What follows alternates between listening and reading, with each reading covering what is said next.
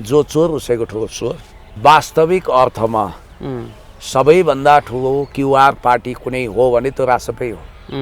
हर्क साम्पाङ बुढा नीलकण्ठ मन्दिर जानुभयो, पशुपतिनाथ आउनुभयो, उहाँ कसरी क्रिस्चियन हो बताइदिनु पर्यो। मैले बुझेको के हो भने उहाँ वैदिक सनातनी हो, उहाँ किराँत हो, त्यही भएर सुम्निमा पारुहाङको प्रतिभा स्थापित गर्दै हुनुहुन्छ। यो सबभन्दा विषाक्त कुरो चाहिँ तपाईँको ईश्वर र मेरो महादेव भन्नुभएको छ। महादेवलाई कहिलेदेखि तपाईँ निजीकरण गर्नुभयो? परमेश्वर भगवान् परमपिता एउटै हुनुहुन्छ। यहाँनिर वैदिक सनातनी धर्ममा कुनै पनि फरक धर्मलाई दमन गर्नु भनेको छैन। अब उहाँले त भगवान्लाई निजीकरण गर्न थाल्नु भएको छ हाम्रो रमेश बसाइजीले, त्यसकारण यो आपत्तिजनक छ। जो चोर उसैको ठुलो चोर।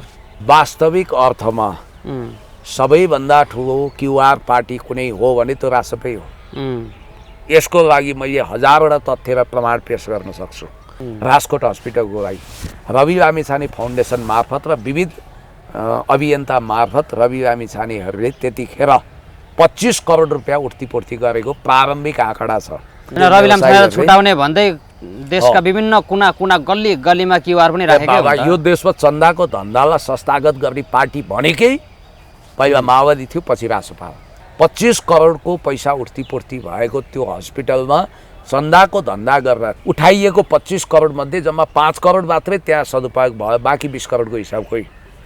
अब अर्को कुरो, कोरोना कालमा जनमैत्री हस्पिटल उहाँहरूले भाडामा लिनुभयो। अहिलेको सभामुख डिपिजी हुनुहुन्थ्यो दीपक बोहरा, रवि लामिछाने, यिनीहरूले त्यहाँ थुप्रै रासपा कार्यकर्ता रोजगार पाएको थिए।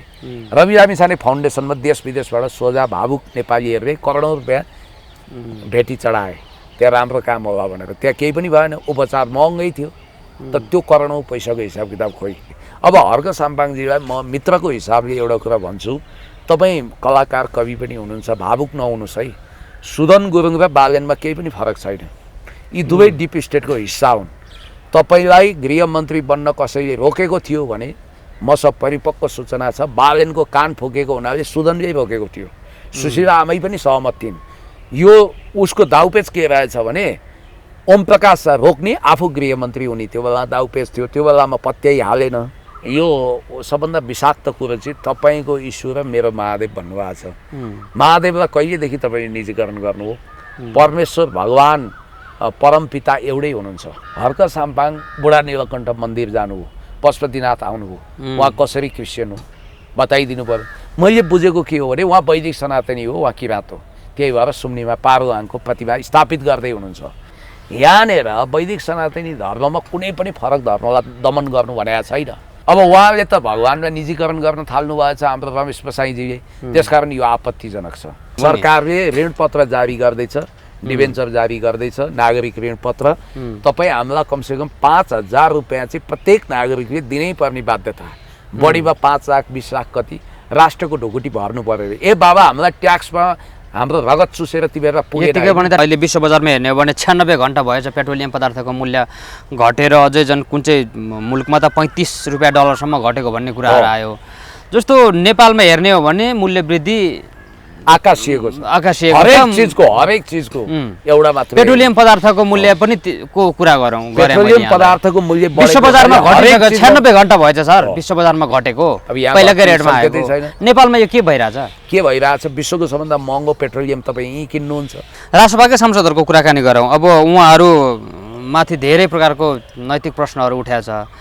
जस्तो एकजना कडा प्रस्तुति दिने पत्रकार वीरेन्द्र जैरूले एकमुठीका सांसद भनेर केपी खनाललाई भनिरहनुहुन्थ्यो। उहाँकै त्यो चियादानी भन्ने एउटा चिया पसलमा चाहिँ उहाँले त्यहाँबाट चाहिँ उहाँले 75 लाखभन्दा बढी कर छलेको भन्ने कुराहरू आयो, जहाँ बालेन शाह सधैँ चिया खानु गइरहनु हुने रहेछ प्रधानमन्त्रीज्यू।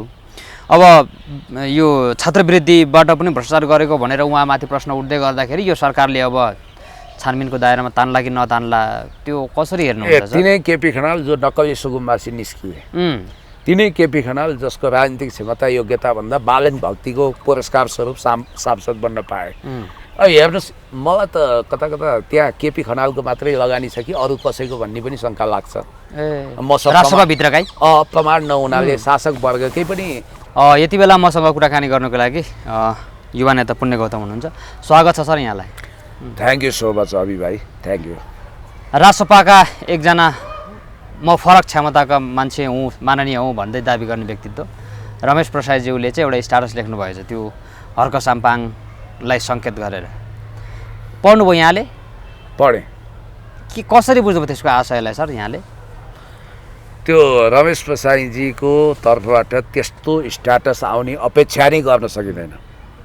त्यो वास्तवमा पहिलो फायर खोल्ने पनि रमेश प्रसाद भाइ नै हो। उहाँ सांसद हुनु होला, कतिले माननीय भन्नुभयो, मेरो लागि चाहिँ उहाँ सांसद रमेश प्रसाद भाइ नै हो। मलाई दाजु भनेर कुनै समय आदर गर्नुहुन्थ्यो।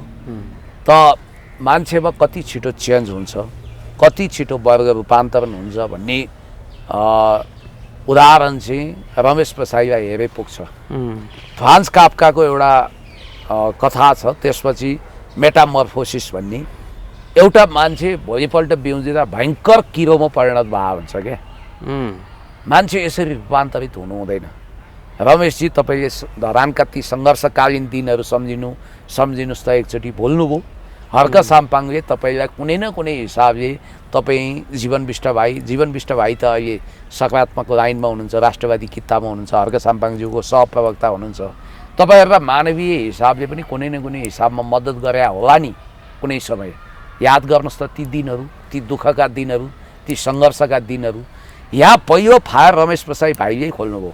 यो पछिल्लो फायरमा चाहिँ अब म यो स्ट्याटस तपाईँ पढ्नुहुन्छ भने पढ्नुहोस्, म एकछिनपछि आफै पनि पढौँला। पहिलो फायरमा के थियो भन्ने कुरो हामीलाई थाहा छ। उहाँ संसदमा डुक्रिनुभयो, च्याठिनुभयो, कराउनु भयो।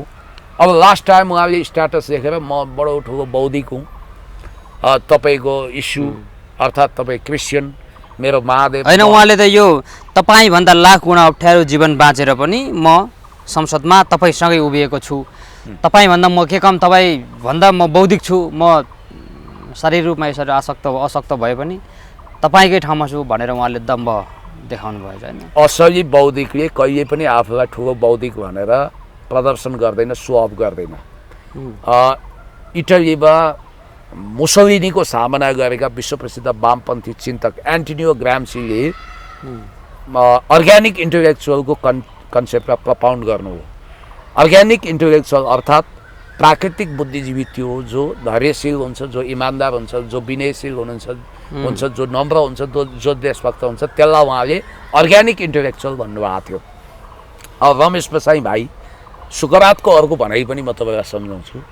सुकरात भन्नुहुन्थ्यो, मलाई यो कुरा थाहा छ कि मलाई केही पनि थाहा छैन। ल हेर्नु, योभन्दा ठुलो बौद्धिकता के हुन्छ? संसारमा आफू अज्ञानी भएको कुरो पहिला बुझ्ने मान्छेलाई नै बौद्धिक भनिन्छ। स्ट्याटस त लेख्नु भएछ, उहाँको स्ट्याटस आफै लेख्नुहुन्छ कि अरूले लेखिदिनु हुँदो रहेछ सर? त्यो मलाई थाहा भएन होइन। त्यतिको स्ट्याटस उहाँले अरूलाई भनेर पनि लेखाउनुहुन्छ होला, ब्रेल लिपि प्रयोग गर्नुहुन्छ होला, के होला त्यो समस्या भएन। तर रमेश प्रसाद भाइले दाबी गरे जस्तै तपाईँ निखुर बौद्धिक हो, 24 क्यारेटको बौद्धिक हो भने तपाईँका रिसर्च आर्टिकल कहाँ प्रकाशित भयो? म यो पढ्न पाउन। Look at me, this is B Punya Gautam. म त विश्व राजनीति वा नेपाल भन्ने किताब लेख्दैछु, तपाईँहरूले मेरो आर्टिकल खिच्नु पनि भएको छ। अब पुस्तकका विभिन्न ठाउँमा आएको आर्टिकलहरू कान्तिपुर, अन्नपूर्ण सबैतिर आएको, म्यागजिनहरूमा आएको, हिमाल नेपालमा आएको होइन, imperial counter offensive in Latin America भन्ने त्यस्ता आर्टिकलहरू सहितको एउटा किताबै मेरो प्रकाशित हुँदैछ। तपाईँ जस्तै फरक क्षमताका दृष्टिविहीन इतिहास शिरोमणि बाबुराम आचार्यलाई म सम्झिन्छु। उहाँ कति उद्भट बौद्धिक हुनुहुन्थ्यो, ल हेर्नु त। अनि काले राई भनेर गाउँघरमा चिनिने, पछि डाक्टर स्वामी प्रपन्नाचार्यको उपाधि पाउनुभएका श्री काले राईज्यू, उहाँले ब्राह्मणका छोराले लेख्न नसकेको, संस्कृतका महाविद्वानले लेख्न नसकेको वेदमा के छ भनेर 4 वेदको सार खिचेर किताब लेख्नु भएको छ, जुन किताबले मेरो लाइब्रेरीको अहिले पनि शोभा बढाइरहेछ। अब तपाईँ भन्नुहोस्, म्याजिक रियालिजमको र थर्ड डाइमेन्सनको मान्यतालाई प्रतिपादन गर्ने वैरागिकाइला ईश्वर बल्लभसँग मिलेर प्रतिपादन गर्ने विश्व प्रसिद्ध नै भन्छु महान साहित्यकार इन्द्रबहादुर राईले भारतको सर्वोत्कृष्ट साहित्यकारको टाइटल जित्नुभयो, भारतीय साहित्य अकादमी पुरस्कार पाउनुभयो। उहाँ चाहिँ दार्जिलिङ क्षेत्रको, उहाँले नोबलै पाउन सक्नुहुन्थ्यो कि भारतले चाहिँ त्यो चाहेन। सुन्नुहोस्, तपाईँलाई म एउटा कुरा के भन्छु भने हर्क साम्पाङ यति धेरै बौद्धिक हुनुहुन्छ तर उहाँ इमान्दार पनि हुनुहुन्छ। हामीलाई बौद्धिक साथै इमान्दार पनि चाहियो। तपाईँलाई म याद दिलाउँछु, तपाईँले पहिलोचोटि आजभन्दा 3-4 दिन अगाडि संसदमा च्याठिँदै बोल्नुभयो, नियम विधि केही नमान्नुपर्ने धारा किटेर बाइक अराजक तरिकाले सवारी साधन चलाउने, ट्राफिक नियम उल्लङ्घन गर्ने माननीयका ठुला कुरा सुनियो भन्नुभयो। अरे रमेश प्रसाई भाइ, अनि तपाईँलाई सृष्टि भट्टराईको याद आएन त्यतिखेर? तपाईँकै सांसद जसले सहरी क्षेत्रमा बिच सहरमा हर्क साम्पाङ जस्तो गाउँमा होइन, त्यो अनकन्टार गाउँ जहाँ ट्राफिक कोसौँसम्म पनि हुँदैन त्यहाँ होइन, बिच सहरमा खतरा पनि कति मोलेको भने विपरीत दिशाबाट तीव्र गतिमा अर्को गाडी आइदियो भने अचार हुन्थिन् ती सुन्दरी सांसद। त्यस्तो जोखिम मोलेर होइन, म चालकको भूमिकामा थिइनँ भनेर बस्नुभयो फेरि। ल, चालकको भूमिकामा नभएको व्यक्ति बसमा यात्रा गर्दैछ, गाडीमा यात्रा गर्दैछ, शरीर बाहिर निकाल्न पाउँछ? त्यो त ट्राफिक नियमको उल्लङ्घन नै हो नि। सरासर हो कि होइन? त्यस कारणले गर्दाखेरि त्यो गाडीको लाइसेन्स त उहाँकै नाममा होला, फेरि त्यो पनि याद गरौँ, श्रुति भट्टराईकै नाममा होला। म उहाँलाई व्यक्तिगत चिन्दिनँ, राजनीतिक मान्छे पनि होइन, लट्री लाग्यो, चिट्ठा पर्यो, राजसभाले ल्याउने त्यस्तै ढ्यापढ्यापे सांसद हो जसको चेतना पनि छैन, बौद्धिकता पनि छैन, केही पनि छैन, राजनीतिक इमान्दारिता पनि छैन। ती अधिकांश सांसदको भिडमा को अनुहार कहाँबाट आयो भन्ने पनि मलाई सबै जानकारी हुँदैन। मलाई चिन्दैन, म उनीहरूलाई चिन्दिनँ, यो घमण्ड होइन, यथार्थको स्वीकारक थियो। अब म तपाईँलाई ठोस कुरा गर्छु।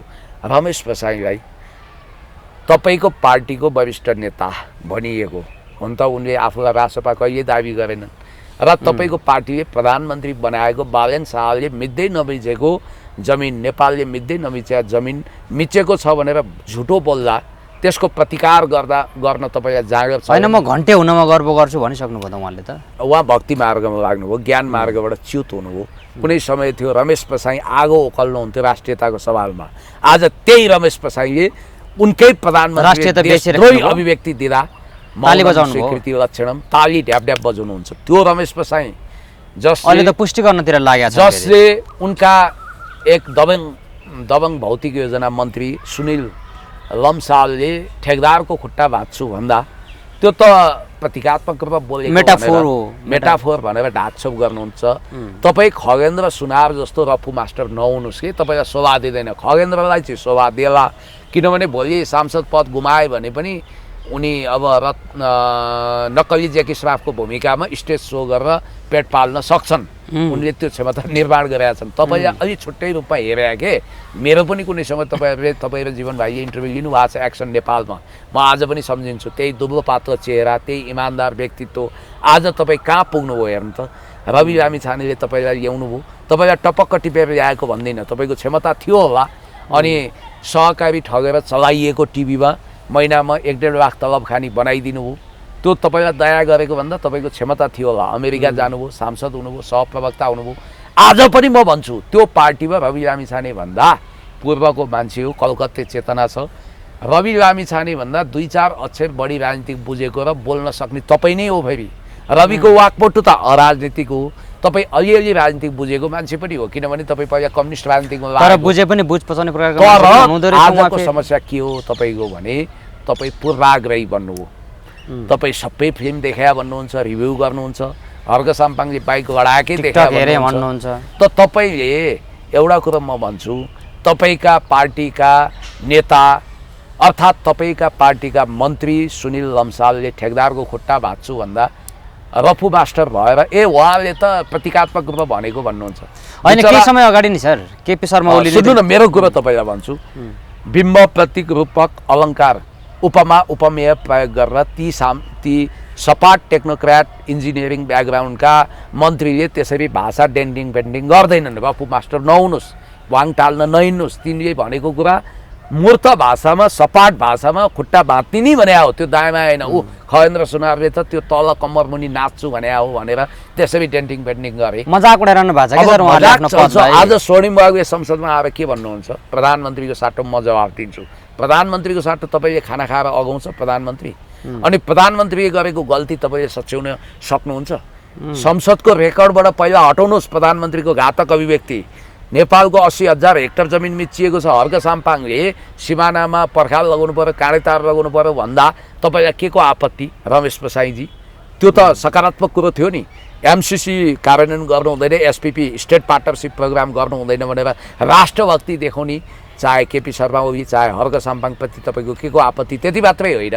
तपाईँलाई एउटा कुरा भन्छु, आज इलाम र झापाका चिया बगानहरू बन्द हुँदा, भारतसँग इतिहासमै सर्वाधिक खराब छिमेक सम्बन्ध चल्दा, चाइनाको अनुदान ठप्प हुँदा, नेपाल आर्थिक रूपमा टाट पल्टिँदा तपाईँको बक फुट्दैन। त्यो विषय तपाईँ उठाउनुहुन्न। त्यहाँ 60,000 चिया मजदुरहरू बेरोजगार हुँदा प्रत्यक्ष रूपमा एक परिवार एक व्यक्ति इक्वल टु 5 जना डिपेन्ड छन् भने पनि 3 लाख मान्छेको पेटमा लात मारिएको छ। अब के गर्नुहुन्छ तपाईँ? त्यो चियाको व्यापारको विविधीकरण गरेर भारत बाहेक अन्त पनि बिजनेस हुन सक्ने बनाइदिनु पर्थ्यो। तपाईँले केराको बारेमा पनि अतिवादी नीति अपनाउनु भयो। केरा खेती गरेर धनाधन देशभरि केरामा आत्मनिर्भर भएपछि चाहिँ हामी भारतीय केरा ल्याउँदैनौँ भन्नु पर्थ्यो। सीमावर्ती क्षेत्रमा क्वारेन्टाइन जाँच पास नराख्ने, स्याउ सुन्तला फलफुल जम्मै विषाक्त तरकारी फलफुल ढेर लागेको छ यहाँ भारतीय। अब तपाईँ क्वारेन्टाइन चेक नगर्ने अनि भारतको केरा आउन दिन्न भन्दा ती कोला ती केराहरू आउँदा हिजो 50 देखि 100 रुपियाँमा पाइने अहिले 300-400मा किन्नुपर्छ, ब्ल्याक मार्केट छ भनेपछि तपाईँको नीतिले गरिबहरूको पेटमा लात मारेन। सीमावर्ती क्षेत्रमा 100 रुपियाँभन्दा माथिको सामानमा भन्सार लाएपछि झोला पोकामा चिनी चियापत्ती नुन तेल फलफुल तरकारी ल्याउनेहरूको पेटमा लात मारेन। त्यसकारण रासोपा देशविरोधी पार्टी हो।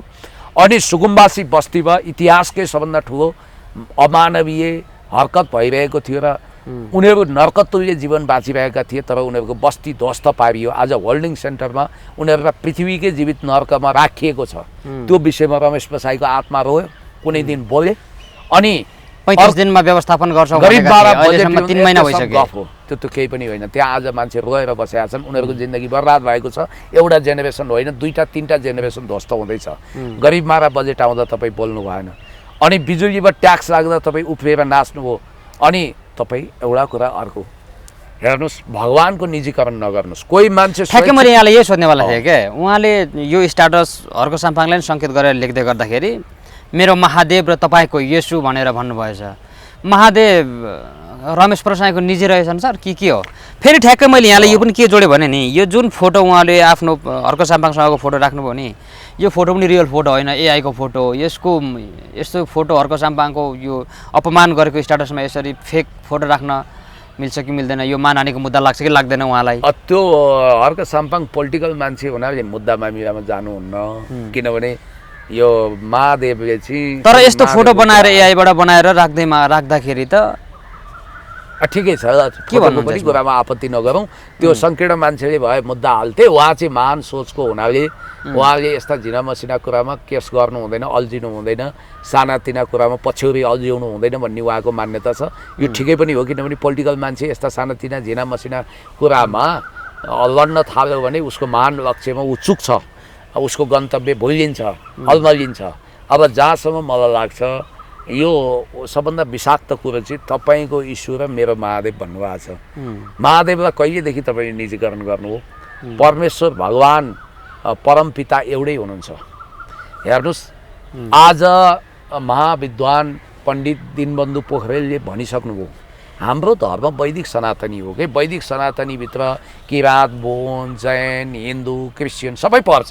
सिन्धुबाट अपभ्रंश भएको शब्द हो हिन्दू। त्यसकारण यो त पूजा विधि हो, सम्प्रदाय हो, समुदाय हो। असली धर्म भने वैदिक सनातनी। यहाँनिर वैदिक सनातनी धर्ममा कुनै पनि फरक धर्मलाई दमन गर्नु भनेको छैन। हामी बुलडोजरवादी नीतिमा छौँ। मोदीले जस्तो फरक धर्मावलम्बीलाई होइन, बहुधार्मिक बहुसांस्कृतिक मुलुक हो नेपाल, धर्मनिरपेक्ष देश हो। अनि अर्को कुरो कोही मान्छे त्यस्तो भाषा बोल्न पाउँछ उहाँले? म व्यक्तिगत रूपमा वैदिक सनातनी, म ब्रह्मा विष्णु महेश्वर 33 कोटी देवता मान्छु। मैले क्रिया गरेँ। म कम्युनिस्ट भए पनि एउटा धर्म परम्परा मान्ने मान्छे। तर म अरू सम्प्रदायलाई घृणा गर्दिनँ, अरू पन्थलाई घृणा गर्दिनँ। कोही मान्छे बौद्धिक व्यक्तित्वले त्यो गर्दा पनि गर्दैन। कोही मान्छे मानवतावादी हुनु पर्यो नि। पहिलो धर्म भने मानवता हो। तपाईँ अहिले उपचार नपाएर छटपटिनु भएको छ, भोकले छटपटिनु भएको छ, उपचार पाउनु भएको छैन भने मेरो सबभन्दा ठुलो धर्म भनेको यदि मेरो खल्तीमा पैसा छ भने तपाईँको उपचार गरिदिनुपर्छ मैले। तपाईँले खान पाउनु भएको छैन भने तपाईँलाई खुवाउने पहिलो धर्म। दोस्रो धर्म म वक्ता हुँ, यो मेरो मानवतावादी धर्म हो। म वक्ता हुनुको नाताले मैले सत्य कुरा बोल्नुपर्छ, प्रिय कुरा पनि बोल्नुपर्छ।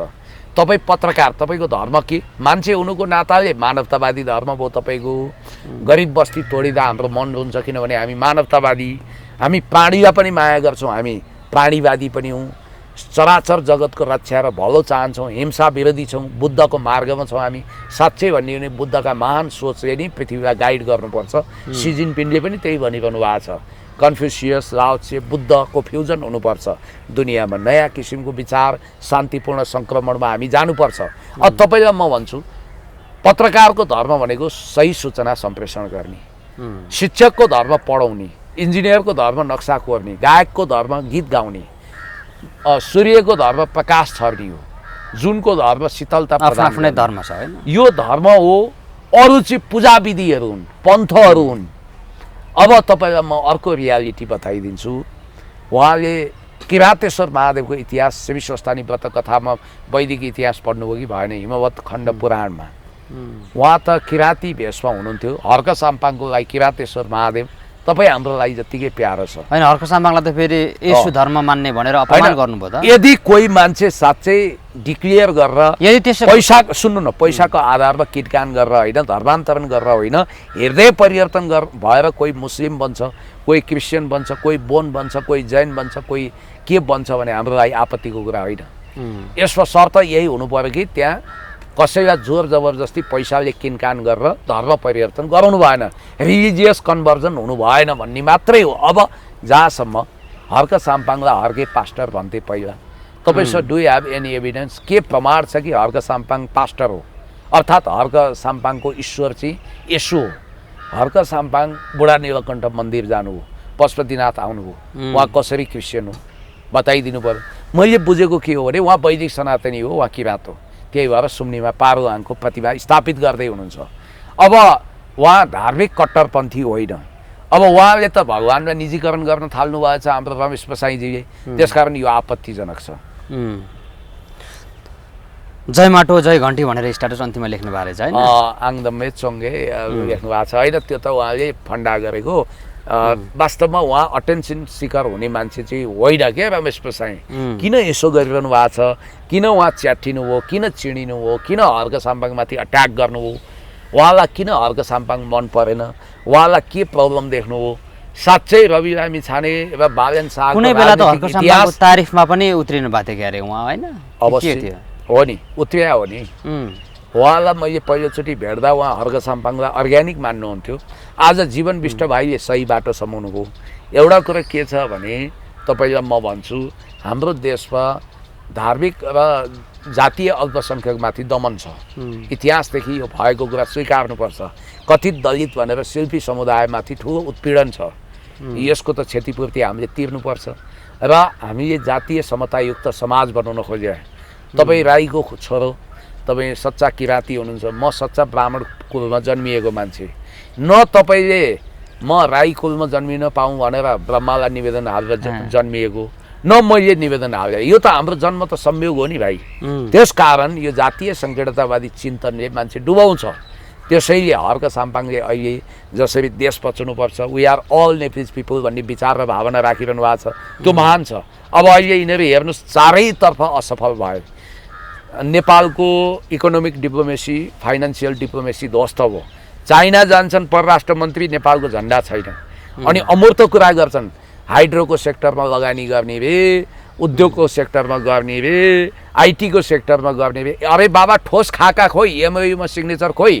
केपी ओलीलाई तपाईँहरू सरापेर थाक्नुहुन्न, तर दैलेखको दुल्लोमा पेट्रोलियम उत्खनन गर्न अरबौँ रुपियाँको लगानी ल्याउने त उहाँ नै हो। अहिले त्यहाँ ठप्प छ।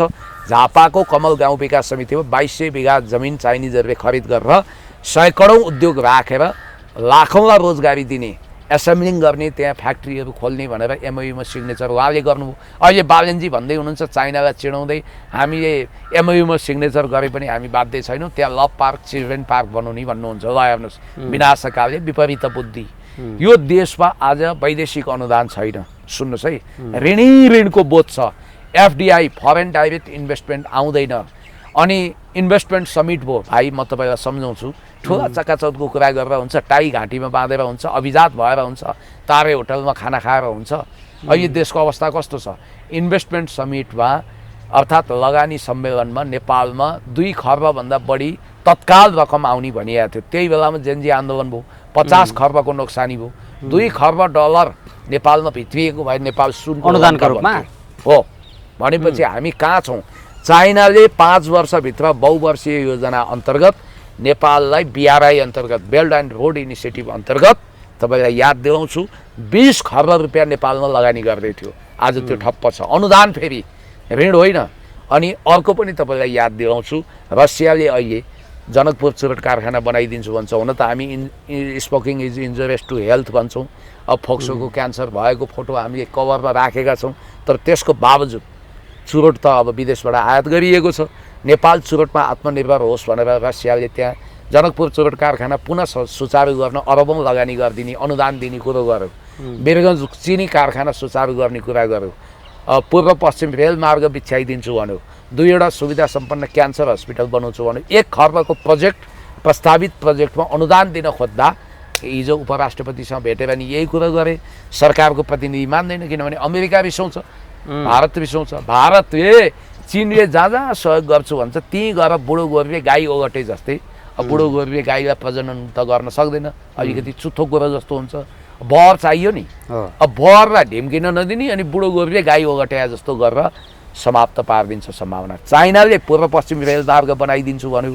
अनि रवि लामिछाने जस्तो बेवकुफ सोच भएको व्यक्ति इन्डिया गएर इन्डियाले चाहिँ रेल बनाइदिन्छ भनेर हिँडिरहेछन्। हेर्नुहोस्, इन्डियाले कहिले बनाउँदैन, उसले बनाइदिने आश्वासन दिन्छ। इन्डियाले कति लगानी गर्यो? विश्वको सबभन्दा ठुलो साउजी भनेको चाइना, जोसँग अहिले $28.6 ट्रिलियन को GDP छ। उसले ट्रिलियन्स अफ डलर अहिले BRI अन्तर्गत लगानी गर्छ, अनुदान दिन्छ, ऋण दिन्छ, सफ्ट लोन दिन्छ। अब हामी त्यही ADBबाट लोन लिने कुरा गर्छौँ। करको कहर जनतालाई थोपरेका छौँ। देश फेल्ड स्टेटमा जाने भइसक्यो, मल्टिपल अर्गान फेलियर, उद्योगपतिहरू सबै पलायन भइसके। देशमा पुँजी परिचालन गर्ने, पुँजी चलायमान गर्ने व्यक्तिलाई बिचौलिया भन्दै लगेर थुन्दै सजाय दिइरहनु भएको छ। अब देश कहाँ चल्यो त? ठप्प भयो। चिया बगान ठप्प भयो। आज निर्यात व्यापार छैन, शोधनान्तर व्यापार घाटा त्यत्तिकै छ। नेपालमा भएको विदेशी मुद्राको सञ्चितले 7 महिनाको आयात धान्दैन। तपाईँ कहाँ हुनुहुन्छ अहिले?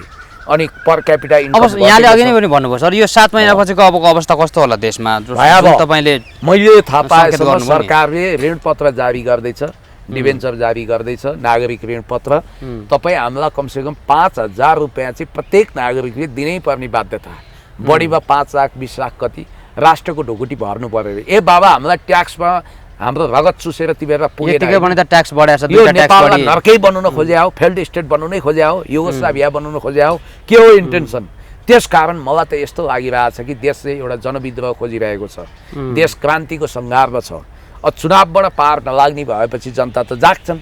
हो, त्यतिखेर हर्क साम्पाङ वा पुण्य गौतममा मन्त्री प्रधानमन्त्री बनायो भने पनि आश्चर्य नमान्नुहोस्। त्यही त सर, यो ठ्याक्कै महँगाई यस्तो बढाएको छ। अहिले विश्व बजारमा हेर्ने हो भने 96 घन्टा भएछ पेट्रोलियम पदार्थको मूल्य घटेर अझै झन् कुन चाहिँ मुलुकमा त $35 सम्म घटेको भन्ने कुराहरू आयो। जस्तो नेपालमा हेर्ने हो भने मूल्य वृद्धि आकाशिएको छ। हरेक चिजको एउटा मात्र पेट्रोलियम पदार्थको मूल्य पनि को कुरा गरौँ। पेट्रोलियम पदार्थको मूल्य विश्व बजारमा घटेको 96 घन्टा भएछ सर, विश्व बजारमा घटेको पहिलाकै रेटमा आएको। नेपालमा यो के भइरहेछ? विश्वको सबभन्दा महँगो पेट्रोलियम तपाईँ यहीँ किन्नुहुन्छ। हाइड्रो विकास भएको छैन, वैकल्पिक ऊर्जा छैन। नेपालको बजेट त कर्मचारी र तलब पेन्सन गर्दा 6 खर्बभन्दा बढी खर्च हुन्छ। बाँकी 5-6 खर्ब रुपियाँ पेट्रोलियम पदार्थ मगाउनको लागि खर्च हुन्छ। आयल निगममा सब्सिडी दिया भन्छ। आयल निगममा भाउ विश्वकै सबभन्दा महँगो दरमा तपाईँले डिजल, पेट्रोल, हवाई इन्धन, मट्टीतेल किन्नुपर्छ। अब देश कहाँ गयो? अब एउटा पेट्रोलियम पदार्थमा भाउ बढ्नाले चारैतिर महँगी बढ्दियो। सबै तरकारी, फलफुल, खाद्यान्न, रासन, घरबेटीले घर भाडा बढाइदियो। सबै मान्छे पुण्य गौतम जस्तो दयालु हुँदैनन्। अनि स्कुल फी बढ्यो।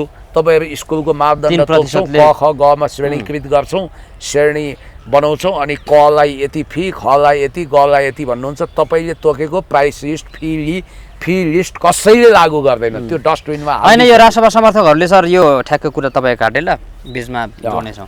जस्तो यो राष्ट्रवाद समर्थकहरूले अमेरिका र इरानको युद्धको कारणले देशमा विश्वमा तहल्का मचियो, सबै कुराहरू महँगाई त्यहाँ भयो भनेर भन्दै गर्दा यति बेला अमेरिका र इरान बिचको त्यो युद्ध विरामको पनि सम्झौतामा सिग्नेचर हुन बाँकी छ क्या अरे, होइन?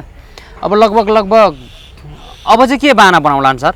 रासोपाले यो बाहना बनाउनु पनि त्यो नेपालीलाई मूर्ख र बेवकुफ बनाउने प्रपञ्च सिवाय केही होइन। यहाँनिर हामी भारतसँग तेल किन्छौँ, इन्डियन अयल कर्पोरेसनसँग। इन्डियन अयल कर्पोरेसनले पनि ढाँट कुरा गरेको थियो, अहिले चाहिँ सच्यायो। इन्डियन अयल कर्पोरेसनले क्रुड अयल अर्थात् कच्चा तेल रसियाबाट किन्छ। उसको जलडम्बरू जलमार्ग भने स्ट्रेट अफ हर्मुज होइन, ब्ल्याक सी र मेडिटेरियन सी हो, भूमध्य सागर र काला सागर। त्यो ठाउँहरुमा असर नै छैन। रसियाबाट आउने तेल त्यो मार्ग त्यो जलडम्बरू भएर आउँछ। अब यहाँ नाटक के गरे भने इरान इजरायल अमेरिकाको युद्ध हुँदाखेरि इरानको स्ट्रेट अफ हर्मुज त्यो पनि सीमित दिनको लागि त्यो जलडम्बरू त्यो स्ट्रेट अफ हर्मुज बन्द भयो। त्यो कारण महँगो पर्यो भने, जबकि यथार्थ के थियो भने नेपालले रिफाइनिङ अयल किन्छ, रिफाइनिङ मेसिन नेपालमा राखेर क्रुड अयल किनेर यहाँ रिफाइन गर्दा असाध्यै सस्तो पब्लिकले तेल किन्न पाउँथे। त्यो पनि गर्दैन यसले, किनभने कमिसन पाएन नि त होइन। क्रुड अयल ल्याउँदा त कमिसन हुँदैन। अनि भारतमा रिफाइनरी मेसिन छ ठुल्ठुलो, त्यहाँ उसले रसियाबाट क्रुड अयल एकदम कौडीको मोलमा किनेर ल्याउँछ, त्यहाँ रिफाइन गर्छ, हामीलाई 2 पैसा महँगोमा बेच्छ। त्यसको बावजुद पनि 1 लिटर तेलमा 50-60 रुपियाँ कर छ नेपालमा। अनावश्यक पूर्वाधार कर रे के होइन, त्यो अनावश्यक। त्यसले गर्दा भारतमा 120 रुपियाँमा पाइने पेट्रोल या कतिमा तिर्नुपर्छ, 269 रुपियाँ तिरिरहेको छ, 25 पैसा। अझ डिजल अझ महँगो छ। हेर्नुहोस्, यसरी सयौं रुपियाँ प्रति लिटर महँगो तेल हामी खरिद गरिरहेछौँ। नेपालले दैलेखको दुल्लोमा चाइनालाई इमान्दारीपूर्वक काम गर्न दियो भने अबको 10 वर्षभित्र, याद गर्नुहोस् है, 50 वर्षलाई पुग्ने गरी 5 देखि 10 वर्षभित्र 50 वर्षलाई पुगेर पनि बेच्न सक्ने गरी एउटा दैलेखको दुल्लोमा उत्खनन भएको पेट्रोलियम खानीले काम गर्छ भने त्यो गर्न यिनीहरूले दिँदैनन्। भनेपछि कृषिलाई निर्वाहमुखी बनाइयो, आत्मनिर्भर बनाइएन। रासोपाको नीतिले नेपाललाई फेल्ड स्टेट बनाउँछ, नेपाललाई अस्थिर बनाउँछ। 15औं दलाई लामा घोषणा गर्ने प्रपञ्च हुन्छ, हातमा टिओबीको ट्याटु खोपेको छ यो उसले गृहमन्त्रीले। अब हर्क साम्पाङजीलाई म मित्रको हिसाबले एउटा कुरा भन्छु, तपाईँ कलाकार कवि पनि हुनुहुन्छ, भावुक नहुनुहोस् है। सुदन गुरुङ र बालेनमा केही पनि फरक छैन, यी दुवै डिप स्टेटको हिस्सा हुन्। तपाईँलाई गृहमन्त्री बन्न कसैले रोकेको थियो भने मसँग परिपक्व सूचना छ, बालेनको कान फुकेको हुनाले सुदनले रोकेको थियो, सुशीला आमै पनि सहमत थिइन्। यो उसको दाउपेच के रहेछ भने ओम प्रकाश रोक्ने, आफू गृहमन्त्री हुने। त्यो बेला दाउपेच थियो, त्यो बेलामा पत्याइ हालेन र हर्क साम्पाङको नाम कटाएर आफू हुन नसकेपछि ओम प्रकाश बनाउने यिनीहरू नै हुन्। याद गर्नुहोस्, हर्क साम्पाङजी यो कुरा बुझ्नु पर्यो। फेरि राष्ट्रिय मानवाधिकार आयोगले पनि जेनजी आन्दोलन भड्काउने एउटा त्यस खालको धन्दा सेटको रूपमा यो गृहमन्त्रीको नाम सूचीकृत गरेको छ। अर्को, सायद यसमा त कुल रेस्पोन्स दिनुभयो होला, यसलाई आउटराइट रिजेक्ट गर्न सक्नुहुन्छ। सीके राउत भन्ने मान्छे जसले अनरिप्रेजेन्टेटिभ नेसन्स एन्ड पिपुल्स अर्गनाइजेसन UNPO-मा कथित मध्य देश मधेस दर्ता गरेका छ। युगोस्लाभियाबाट सर्बिया मन्टेनेग्रो टुक्राए जस्तै मधेस टुक्राउने उसको योजना छ र पाकिस्तानको मोहम्मद अली जिन्ना जस्तै नेपालबाट मधेस टुक्राएर कथित एउटा नक्कली इतिहास पनि छ। सुगौली सन्धि अगाडि मधेस छुट्टै देश थियो, 2 लाख रुपियाँमा पहाडी शासकले किनेको भनेर झुटो इतिहास उसले रचना गरेको छ र मधेस भन्ने देशलाई अनरिप्रेजेन्टेटिभ नेसन्स एन्ड पिपुल्स अर्गनाइजेसनमा पाइपलाइनमा राखेको छ। बस्निया हर्जगोभिना र कोसोभो जस्तै टुक्राउन चाहन्छ र संयुक्त राष्ट्रसङ्घबाट मान्यता दिलाउन चाहन्छ।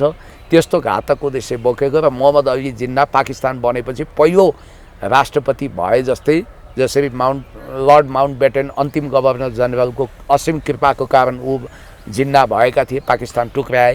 त्यसै गरी मधेस भन्ने प्रदेशलाई टुक्राएर देश बनाएर पहिलो राष्ट्रपति हुने सपना देखेको सीके राउत, जसले नेपाल आमा भन्दैनन्, मामुवाला छाडा शब्द पनि प्रयोग गरेका थिए सङ्घर्ष, कथित सङ्घर्ष कालमा, र नेपाल टुक्राउने घातक गोमन सापिए नीति अपनाउने सीके राउतले होला बाबुराम जालान प्रगोपा भन्दै त्यो बल्छीमा कुलमान फसरान नफसरान, तर तपाईँ जस्तो जननेता मदन भण्डारी र केपी ओली पछिको प्रोमिनेन्ट देशभक्त तपाईँ हो।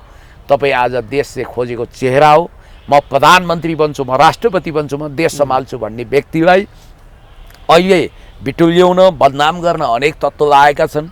गरी धर्मको नाउँमा प्रहार गर्छन्। अब राजनीतिक बनाइदिइसकेपछि तपाईँलाई म एउटा मलाई आजसम्म नक्कली जडाको ट्याग भेराउनुको पछाडि एउटा सानो कहानी छ। मेरो एकजना साथी नियत त बाङ्गो थिएन, उसले सधैँभरि एक ठाउँ मलाई चिया खुवाउन लान्थ्यो, म पनि चियाको बिल तिर्थेँ, तर ऊ रक्सी खान्थ्यो। भरे के सोचेँ भने म रक्सी भट्टी नै थियो त्यो मूलत, त्यहाँ चिया खाएर निस्किँदा पनि मलाई रक्सी खाएको शङ्का गरेँ। सिके राउत यस्तो भाइरस हो जोसँग सङ्गत गर्नासाथ राष्ट्रघाती भाइरस सरिहाल्ने, भाइरल सरिहाल्ने खतरा हुन्छ। तपाईँले सिके राउतले बनाएको वार्ता कमिटीमा नो थ्याङ्क्स भन्ने कुल रेस्पोन्स दिनु होला।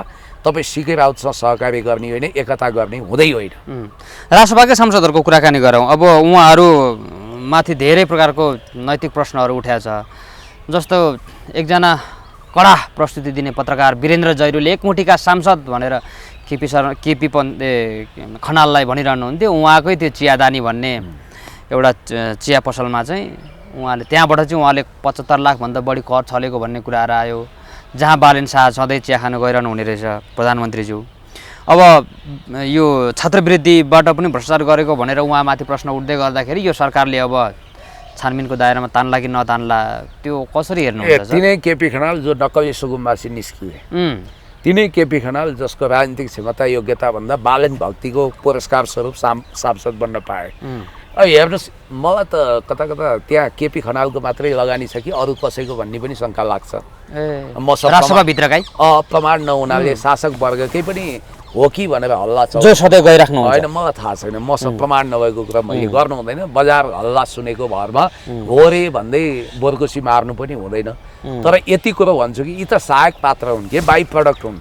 मूल रूपमा रासपा मार्फत देशलाई डिप स्टेटको सुरुङमा हाल्ने, ब्ल्याक होलमा लाने रवि लामिछाने र बालेन शाहबाट जबसम्म देशले पिण्ड छुटाउँदैन, म यो सपाट भाषामा भनिदिन्छु, म कुरा चपाएर लिफापोती रन्दा लगाएर कुरो गर्दिनँ। डिप स्टेटको इसारामा बनेको र रमेश प्रसाईले हर्क साम्पाङलाई नक्कली क्रिस्चियनको आरोप लगाइरहँदा उहाँले बोलेको एउटा तथ्य छ। 2009मा क्रिस्चियन मिसनरी अन्तर्गत जर्ज सोरजले ओपन सोसाइटीको नाउँमा अरबौँ रुपियाँ फन्डिङ गरेर जन्माएको एउटा पार्टी थियो, अमेरिकन नेसनल फ्रिडम पार्टी, जसको चिन्ह घन्टी नै थियो। त्यो पार्टीको नेपाल शाखा हो नि त रवि लामिछानेको पार्टी रासपा, जहाँ पास्टरहरूले नि दर्जनौँ सङ्ख्यामा टिकट पाएर जितेका छन्। त्यो पार्टी जसको बारेमा भरत गिरी भन्ने एउटा पास्टरले हामी त खुसी छौँ रवि जस्ता क्रिस्चियन पनि आए भनेर प्रचारै गरेका थिए। रवि जस्ता क्रिस्चियन नै भन्नु, त्यो भनेकै थिए, पछि भिडियो हटायो होला के गरे होला बेग्लै कुरा हो। म तपाईँलाई यति भन्छु, रवि लामिछाने के हुन् मलाई थाहा छैन, उनी धार्मिक मान्छे। ती सक्दो छिटो रासपा मुक्त नेपाल बनौँ। रासपा जति छिटो खरानीबाट उठेको हुनाले खरानीमै मिल्छ, त्यति छिटो यो देशले मुक्ति पाउँछ। यो देशको लागि बोझ हो, यो देशको लागि अभिशाप हो रासपा र यसको नेतृत्व। कोला कोला कोला भन्नुपर्छ। यो राष्ट्रघाती जनघाती मानवता विरोधी पार्टीलाई यदि साइजमा ल्याउनु छ, यो पार्टीबाट देशको पिण्ड छुटाउनु छ भने नेकपा एमाले अनि काङ्ग्रेस लगायतका दलले यिनीहरूको पार्टी फुट्ने निश्चित छ। हर्क साम्पाङको कुण्डली पनि सिद्धाको समय सुरु हुन्छ अब 84 सालपछि म देख्दैछु। कि त उहाँको भन्दा बलियो कुण्डली भएको हुनु पर्यो, होइन भने मार्टिन लुथर किङकै भाषा सापट गरेर भन्नुपर्दा आई हेभ अ ड्रिम भन्ने मार्टिन लुथर किङको यो मान्यता पछ्याएर म प्रधानमन्त्री हुन्छु, म देशको सेवा गर्छु, देशमा काँडे तार लगाउँछु, सीमामा उखालिएका जङ्गी पिलरलाई सही सलामत राख्छु, पर्खाल लगाउँछु भन्ने परम देशभक्त हर्क साम्पाङले म प्रधानमन्त्री हुन्छु भन्नुभएको छ। उहाँको उदयलाई स्वागत गरौँ र एक चरण रासपालाई करारी जवाफ दिन पनि हर्क साम्पाङको परीक्षण गरौँ। अब छोटो छोटो अलिकति कुराकानी गरौँ सर एउटा दुईवटा विषयमा। जस्तो हिजो एउटा स्ट्याटस पढिरहेको थिएँ रासपाको त्यो रमेश प्रसाईकै तल भिडियोको तल कमेन्टमा, त्यहाँ चाहिँ एकजना मान्छेले चाहिँ मन छुने प्रकारको स्ट्याटस गर्नुभयो, कमेन्ट गर्नुभएको थियो। त्यो चाहिँ रासपाका कुनै पनि सांसदहरूले अभिव्यक्ति दियो भने, एकजनाले दियो भने बाँकी सबैजना चाहिँ त्यसलाई डिफेन्स गर्नतिर लागिहाल्छन्, होल हुज्जत बटुलिहाल्छन्। त्यो कारणले गर्दाखेरि एउटा डिफेन्स मन्त्रालय पनि खोल्नु पर्यो, जसले गर्दाखेरि जस आफूले चोखाउनका लागि, आफ्नो पार्टीका सांसदहरूलाई चोखाउनका लागि एउटा डिफेन्स मन्त्रालय खोल्नु पर्यो। त्यसका मन्त्री चाहिँ कि आशिका तामाङ कि रमेश प्रसाई र कि खगेन्द्र सुनारलाई बनाइदिए हुन्छ भनेर त्यो युद्ध मन्त्रालय भने मजाक प्रकारको त्यो स्ट्याटस लेख्नु भएको रहेछ क्या। जनताले त्यसरी बुझ्न थालिसकेछन्। यिनीहरूले त रफुमा एकले अर्काको डिफेन्स गर्ने के जेसुकै बोलोस्। होइन मैले बुझिसकेँ। यिनीहरूको नेता सांसदले गल्ती गर्दै जाने, गल्ती भन्दै जाने अन्नाप सनाप बोल्ने, अन्टसन्ट बोल्ने, राष्ट्रघाती हलाल कालकुट जहर ओकल्ने अनि ड्यामेज कन्ट्रोल गर्ने चाहिँ बिचरा अरू सबै कम्मर कसेर लाग्नुपर्ने निरीह अवस्थामा रासपा छ। उसँग राजनीतिक बल त छ, नैतिक बल छैन। उसँग सत्ता छ तर नैतिक पुँजी निख्रियो। हान्स एन्डरसन क्रिस्चियनको एउटा विश्वप्रसिद्ध कथा छ, इम्पेरियर न्यू कोथ, जहाँ शासक नाङ्गे भएर हिँड्दा पनि भारदारहरू थप्पडी बजाउँछन् र भन्छन् महाराज हजुरलाई रेशमी कपडा कति सुहाएको, तर एक बालक बबु र सडकमा उभिएर भन्छ सबले यो शासकलाई, यो राजालाई एकदम राम्रो पोसाकमा हिँडेको देख्यो, खोइ म त नाङ्गै देख्छु भनेछ। हो, नाङ्गो सत्य देख्नु पर्यो, सत्य उद्घाटन गर्नु पर्यो।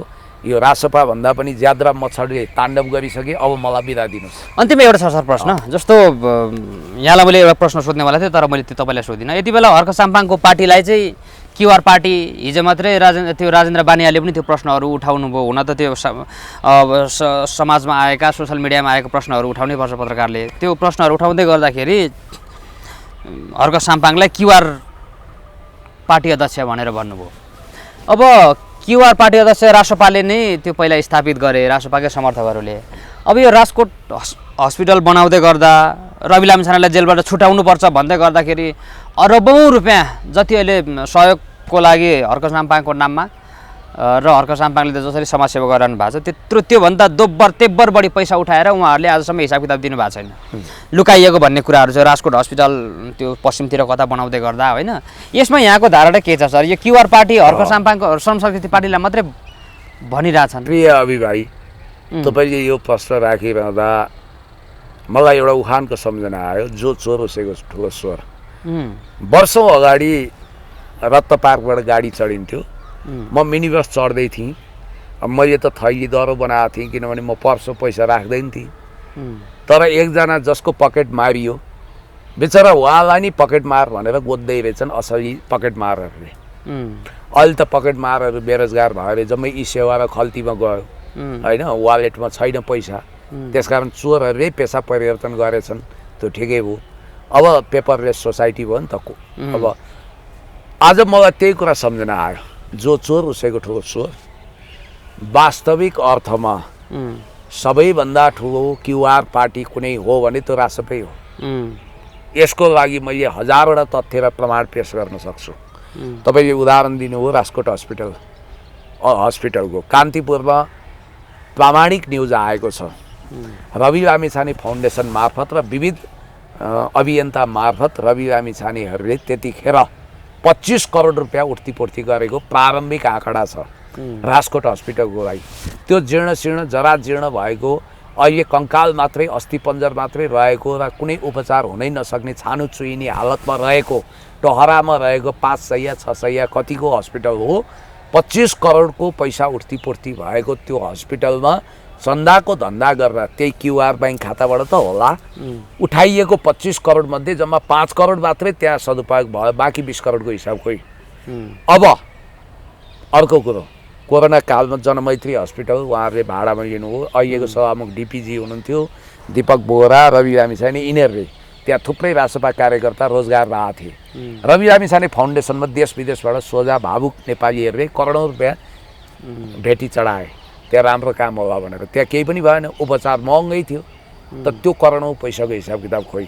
अहिले महाधिवेशन भनेर यिनीहरूले अरबौँ पैसा उठाएका हुन सक्छन् किनभने चन्दा आतङ्क भनेर विभिन्न रवि लामिछानेलाई छुटाउने भन्दै देशका विभिन्न कुना कुना गल्ली गल्लीमा क्युआर पनि राखेको हुन्छ। यो देशमा चन्दाको धन्दालाई संस्थागत गर्ने पार्टी भनेकै पहिला माओवादी थियो, पछि रासपा भन्ने बित्तिकै अब म एमालेमा छु, म स्वीकार छु। श्रम संस्कृतिले पनि क्युआरबाट सहयोग लिएकै छ, एमाले पनि अब अलिअलि चुनावको लागि लियो होला, राइट। यो सत्यलाई त सत्य भन्नु पर्यो। तर सबभन्दा ठुलो सिन्डिकेट खडा गरेर संस्थागत रूपमै चन्दाको धन्दा गर्ने पार्टी, समानुपातिक र प्रत्यक्षमा चुनाव उठ्नै पैसा लिने, क्रममा लुट गर्ने पार्टी, क्रममा लुट गर्ने पार्टी भने त यही रहेछ रासपा। अब अहिले उनीहरूको सोफिस्टिकेटेड सम्मेलनमा अरबौँ खर्च, करोडौँ हुने होला, त्यसमा अरबौँ उठेको छ, बाँकी पैसा कहाँ जान्छ? त्यस कारणले सबभन्दा ठुलो चन्दावाला पार्टी, चन्दाको धन्दा गर्ने पार्टीले नि हर्क साम्पाङको पार्टीलाई क्युआर पार्टी देख्छ भने अरे बाबा बोल्नेको मुख टाल्न सकिन्छ। आज महाकालीमा तुइन विस्थापित भएर झोलुङ्गे पुल बन्दैछ, तपाईँले देख्नुभयो, त्यो कति राम्रो कुरा हो, चन्दाको सदुपयोग हुँदैछ नि त। अनि त्यसपछि धरानमा तपाईँको सुम्निमा पारुहाङको प्रतिमा बनाउँदा अब आरोप लगाउनेहरूको मुख थुन्न सकिन्छ? त्यो कुरा चारैतिर अस्ति प्रेस मिट गरेर उहाँले हिसाब किताब सबै देखाइदिनु भयो, सबै गर्नुभयो, एक पाइ हिसाब किताब छ। अब 5 लाख 10 लाख पर्ने जग्गालाई अधिमूल्याङ्कन गरेर ओभर इस्टिमेट गरेर 40-50 लाखमा किनेर करोडौँको कमिसन खाए भन्नेहरूको मुख टाल्न सकिन्छ? त्यो बिचरा सफारी चालक भाइ कसले प्रयोग गराएर रहेछ, राजसभाले वडा अध्यक्ष बनाइदिन्छु भनेको थियो होला। अब ती भाइले ती कुरा गरे, पछि क्षमा याचना पनि गरे होइन। त्यसकारण अब म सुन्दैछु निना चन्द्रजीलाई नै उपयोग गरेर आइरन कट्स आइरन नीति अन्तर्गत त्यहाँ राजसभाबाट खेती पलायन भएका निना चन्द्रजीलाई नै टिकट दिएर उनीहरूको एक सूत्रीय लडाइँ छ। अब यो साबित गर्न खोज्दैछन् कि यदि स्थानीय चुनाव भएको खण्डमा है, त्योभन्दा अगाडि नै क्रान्ति विद्रोह भयो भने आश्चर्य नमाने हुन्छ। त्यो क्रान्ति विद्रोहले म प्रधानमन्त्री हुन्छु, राष्ट्रपति हुन्छु भन्ने हर्क साम्पाङलाई नै प्रधानमन्त्री बनायो भने पनि आश्चर्य मान्नु पर्दैन। तपाईँलाई म भन्छु, चुनाव भइहालेछ केही कथम भने सारा राज्य संयन्त्र प्रयोग गरेर कमसेकम 3 ठाउँमा जित्नै नदिने रे। एक ठाउँ धरान, अर्को ठाउँ धुर्राराईजीको भोजपुरको पालिकाहरू, अर्को आरएनजीको खोटाङका पालिका। जनताको मनमै नै परिवर्तन गर्नु। अब हर्क साम्पाङलाई त मैले सुझाव पनि दिएको छु, तपाईँले सिलिकनयुक्त खाना खुवाइदिन सक्छन् होटलमा, जहाँ पाए ती नखानु होला। अनि आवाज, तपाईँको शक्ति भनेको आवाज हो, घाँटी खराब गरिदिन सक्छन्। आजको साइन्स एन्ड टेक्नोलोजीको जमानामा जसरी भेनेजुएलाका अल टाइम बेस्ट लेजेन्डरी राष्ट्रपति ह्युगो चावेज सिलिकनयुक्त खाना अमेरिकामा खुवाएर क्यान्सर भयो, उनी बिते अल्पायुमै। त्यस्तो नहोस्। तपाईँले जिउराय घिउ खाने सिद्धान्त फलो गर्नुभएको छ। मैले तपाईँलाई पहिल्यै तगडा अङ्गरक्षक चाहियो भने अहिले राम्रै बनाउनु भएको छ। सर नि अन्तिममा जस्तो यो अन्तिममा त मैले भएन, यहाँलाई धेरै मछली टोकिसकेँ है, मलाई पनि टोकिरहेको छ। मैले धेरै रक्तदान गरिसकेँ तपाईँ जस्तो। सर अब यो सुनसरी जिल्लाको राष्ट्रसभाका सभापति हुनुहुन्छ क्या अरे हाम्रो सरिन तामाङ होइन, छोड्नुभयो। उहाँले अब राष्ट्रसभा छोडेर श्रम संस्कृतिमा आउने प्रकारको हल्लाहरू चलिरहेछ। अहिले उहाँ आउन पनि सक्नुहुन्छ, नआउन पनि सक्नुहुन्छ, उहाँ व्यक्तिगत स्वतन्त्रताको कुरा हो। आउने नआउने उहाँको विवेकको कुरा हो। हर्क साम्पाङले स्वागत गर्छु भनिसक्नुभयो, द्याट्स अल। त्यति नै हो। हस्, धन्यवाद सर समयको लागि। धेरै धेरै धन्यवाद। तर एउटा कुरा चाहिँ पक्का हो कि सरिन त्यो पार्टीको त्यहाँ त्यत्तिका मान्छे पनि छैनन्। त्यो पार्टी स्थापना गर्ने संस्थापक जग हो।